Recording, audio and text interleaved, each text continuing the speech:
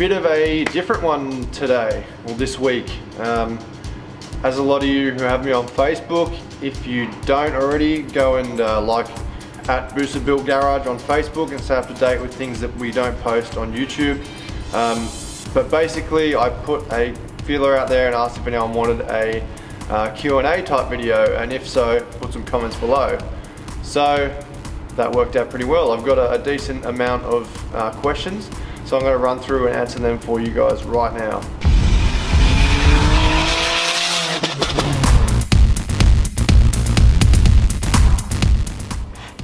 Okay, so I guess I'll start at the top. So RJ Rawlock, or Rawlock, I'll go with that. Anyway, he says, what body kit have you got on? The ute, that is. On the ute, the body kit is, well, it's a bit of a mix and match. It's a stock rear bumper, obviously with a custom diffuser, which you've probably seen in my Inside the Beast series, which I did a full rundown on the car, inside out, underneath, on top. So yeah, rear bumper is basically stock with a custom diffuser. Side skirts are like a VY or something, copy fiberglass type. The shit thing is there's no really nice body kits for these cars, in my opinion. So I've kind of mixed and matched.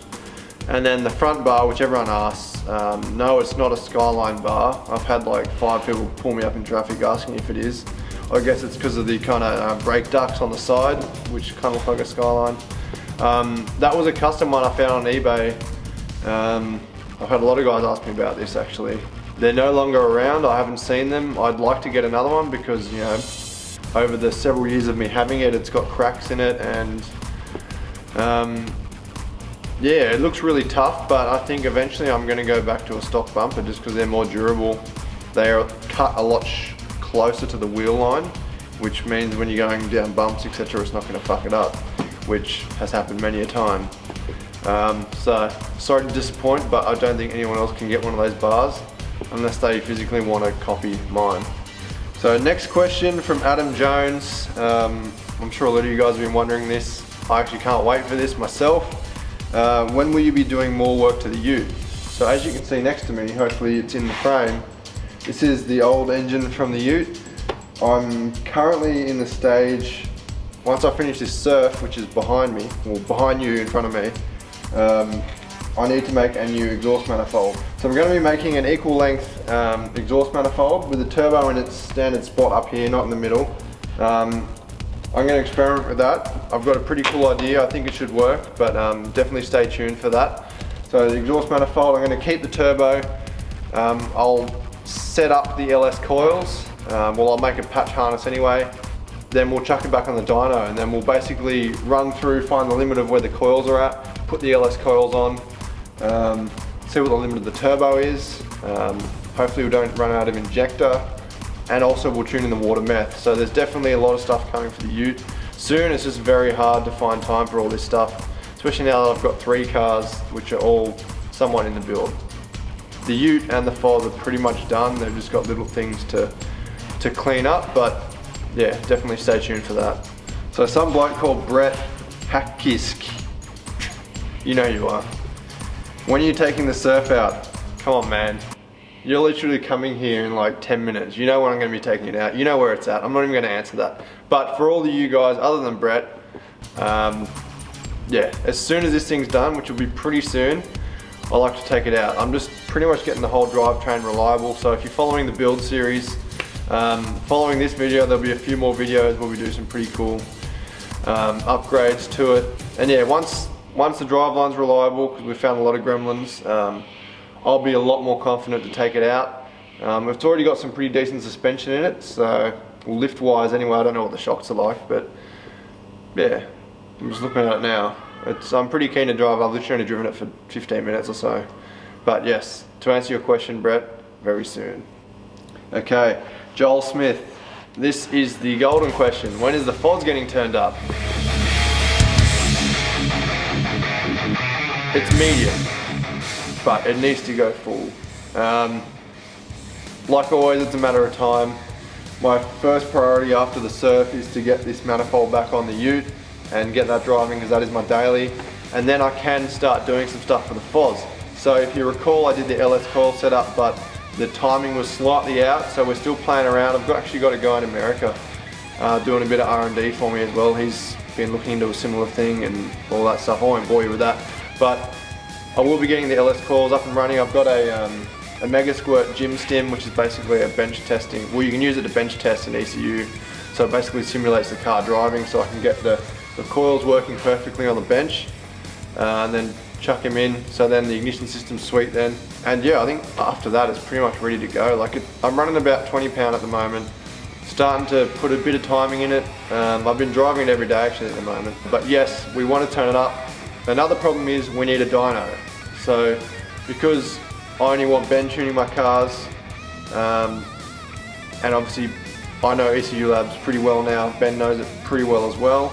I've been doing a lot of road tuning as I've been driving every day, you know, fine tuning. For those of you who tune their own cars, you'll know what I mean. But yeah, dyno is the big thing that's holding us up. So if anyone out there knows an all-wheel drive dyno in Sydney that they can hire out to us at a decent price. There's a couple of places like Power Tune and Gas Racing which hire them out, but it's like 165 an hour with no operator, or 1100 or something for 8 hours, which I will pay if I need to, but it just seems a bit absorbent. So yeah, that's where we're at with that car.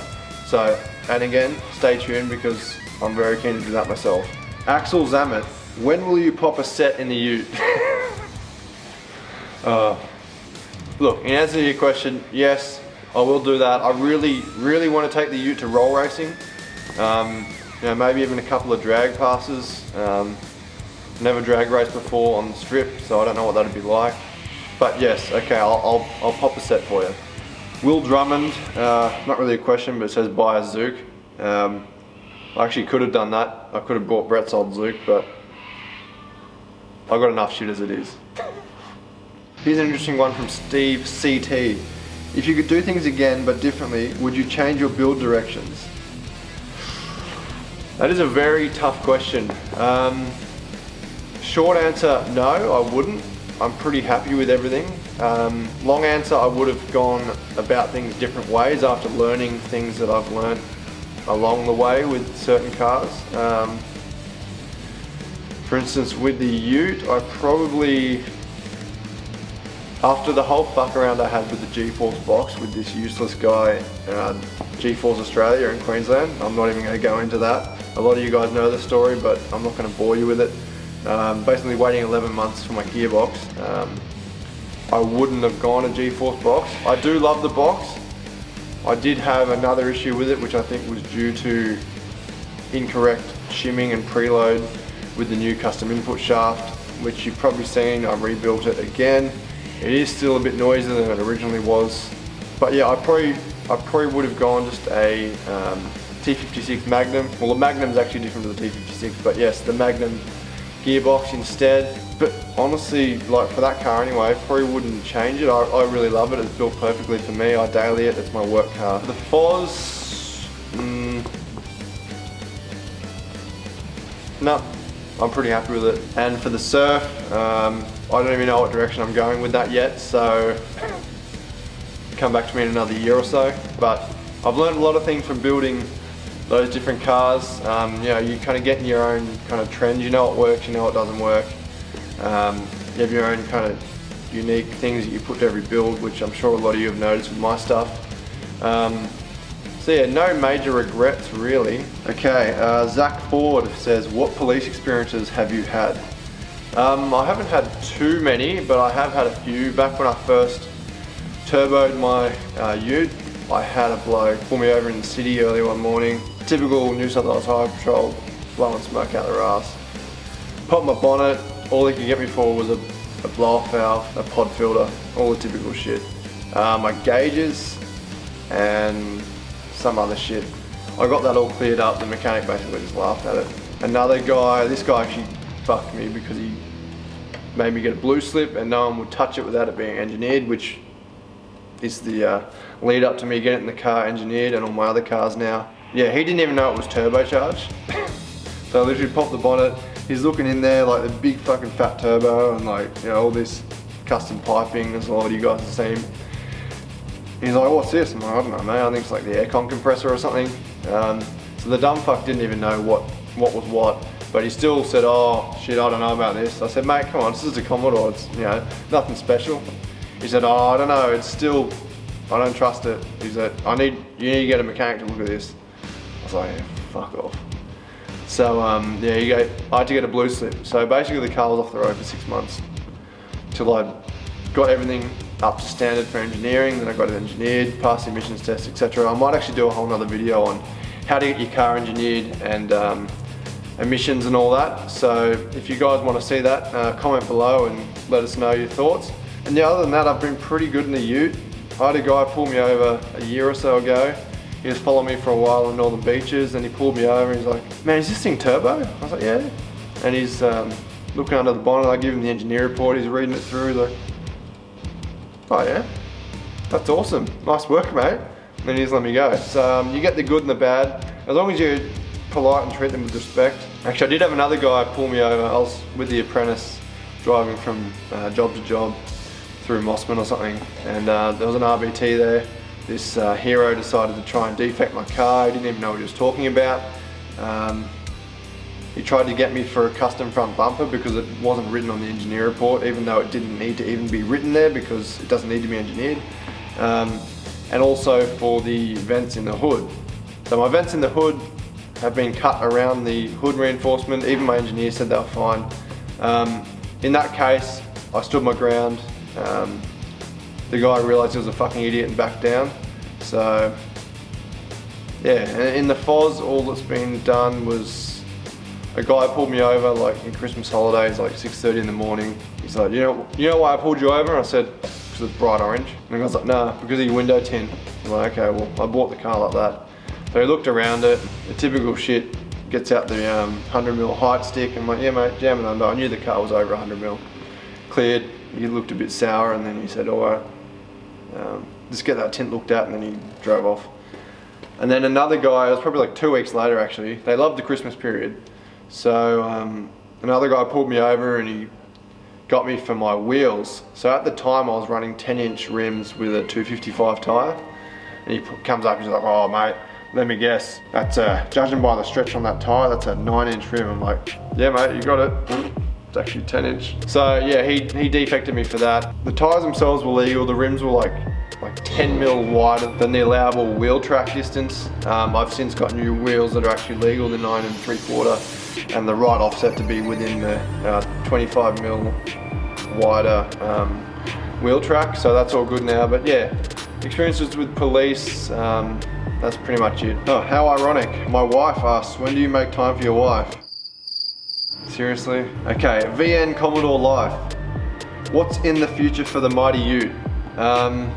In the future, I pretty much went into it before, but end game, basically bigger ball bearing billet turbo. I do need to get a cam in it, but I'm going to see how far I can get with the stock cam and just high ratio rockers. Built motor, definitely. The thing is with these though, you don't need to build them. They make that much power, that much torque. Like, compared to my Fonz, like yeah, the Fonz is awesome up top, but this thing is so good, like from low all the way up top. Maybe not as much right up top because of the cams in the Fonz, but yeah, end game pretty much nothing crazy. I still want to have it as a daily drivable car, but yeah, I will keep building this thing like all my cars. And VN Commodore Life also asked what brand gauges are you using. I think in the ute I'm using Race Tech, digital stepper motor gauges. In the Fonz I've got Depot, digital stepper motor gauges. Yeah, you can't go too wrong with the steppers. The only thing I'll say, and I've mentioned in my other videos, for any of the pressure gauges, make sure you get the little 5-volt 3-pin pressure sensors, not the big bulky 2-pin ones with the screw-on jacks, because those are resistance based, they heat up, they give incorrect readings. Glenn Harrod asks, do you have any plans to be at any meets in Sydney with the Fonz? I don't have any plans at the moment, but yes, I do want to get out to some car events and some, like I said, roll racing and some other stuff. It's just a matter of time. Like I run my own business, I'm doing this, also working on mates' cars. It's very hard to find the time. I always like to try and get out to the Hunter Valley cruise for the Subies every year. Unfortunately, it was cancelled this year when I actually had my Fonz done. But yeah, I do want to get out to more events, so yeah, definitely. If you see me out, come and hit us up and have a chat. I'd love to meet you guys. If money was no object, what mods would you do to the ute? Not that much crazy stuff really. Like, I'd probably put a cage in it, a sequential 6-speed, built motor obviously. Honestly, that's pretty much it. Like, I'm really happy with it. I'd probably make, one thing I would do, I would make a really good front bar that looks aggressive. It's not too long, it's not too low. Made from polyurethane, so it's flexible, it's not going to crack like fiberglass. But yeah, that's pretty much, honestly, that's all I would really do. My wife again says, when will you sell the cars? Sorry if I pronounced your name wrong.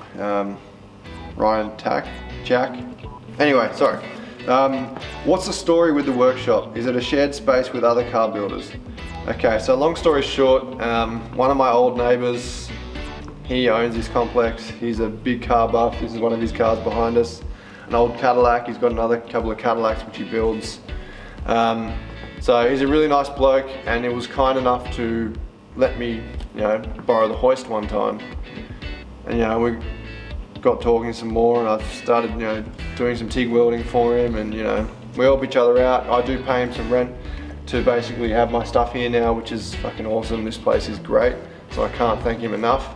Yeah, so it's a shared space, awesome spot, and gives me room and the flexibility to come here anytime, rain, hail, shine, night and day, and get some shit done. So very grateful. Matthew Mitchell says, when can we expect videos of the surf being used and abused in track? And is there any major big plans for it? And then he posted a photo of his at Double Island Point. As I said before, you can expect it soon enough. I did buy this car to, do some crazy full driving, but also just to pack up and get away for the weekend with the wife. Because I have been working pretty much 7 days a week for years.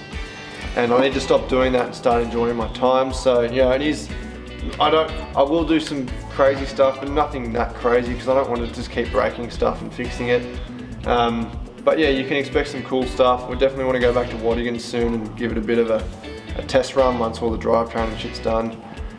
Plans wise, I kind of want to get the drivetrain reliable, which it almost is. I want to build a cool exo cage, like some rock sliders that go into some rear wheel sliders, some rear bar sliders, some bar work over the top, put a rooftop tent on it, and then we'll get onto the power mods. So we've got a lot of cool stuff planned for the 2L. We're going to play with the injection timing, custom cam timing, maybe twin compound turbo. These things can handle a fair bit of boost when they're done right. And if we blow that up, we might go L67 supercharged, or I might say diesel. I don't know. I kind of like the diesel because I've already got 2 petrol cars already. The diesel's kind of old faithful and reliable. But yeah, you're gonna have to stay tuned. I don't actually know what the plans are. It's early stages with this. I haven't really got much planned out. I'm new to 4-wheel drives. So yeah. So Tyron Rains asked, when are you giving that tyre bloke more airtime? So if you guys have seen the video when we went to Waddington's forest with the 60 and the Zook, and Max in his Hilux, Benny in his Prado, that bloody tyre bloke, you probably remember in the first episode, he's got his nuts out in like the first 1 minute or something, I think. So definitely give that bloke some more airtime. He's a funny fella. And another one from Steve CT. Recommendations on what equipment to start TIG welding with and how you have improved tips and tricks. So I guess the best way to answer that would be to show you my setup. I'm gonna actually do a gear rundown soon, but the best way to learn is to obviously get the welder. I watched a lot of YouTube videos, did a lot of reading. This is like anything, you get an understanding of the whole subject matter and how things work, and then you can kind of adapt that into you doing that. So TIG welding, a lot of it's in the technique and the settings, just like most welding actually. But yeah, the best advice is to get one, get some scrap steel, some practice, just start stacking dimes. Get your gas flow, you got to use argon gas, and yeah, you just grow from there. I started with a little little 200 amp DC TIG welder. And then I got really good at all the ferrous metals. So then I wanted to go to Ali.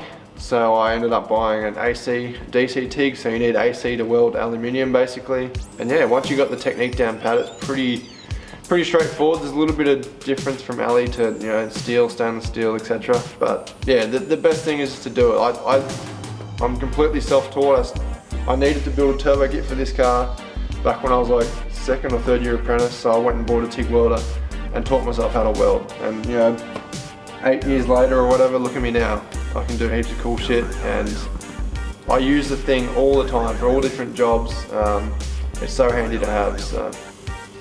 Anyways, thanks guys. I appreciate these questions. Hopefully I answered them in depth enough for you. I think we should keep doing this thing. What do you guys reckon? So share your thoughts in the comments below. Make sure to give it a like. Subscribe if you're not already. I'm guessing you probably already are if you're watching this video. But yeah, when you subscribe, make sure you press that little bell icon. Well, you'll probably be over here for you. That just notifies you of any new videos. I post every video on Facebook as well. So like I said earlier, follow me on Facebook if you're not already, and you can see some more of this content. So yeah, thanks for watching guys, and stay tuned for more videos on the surf, the ute, and also for the carrot. So.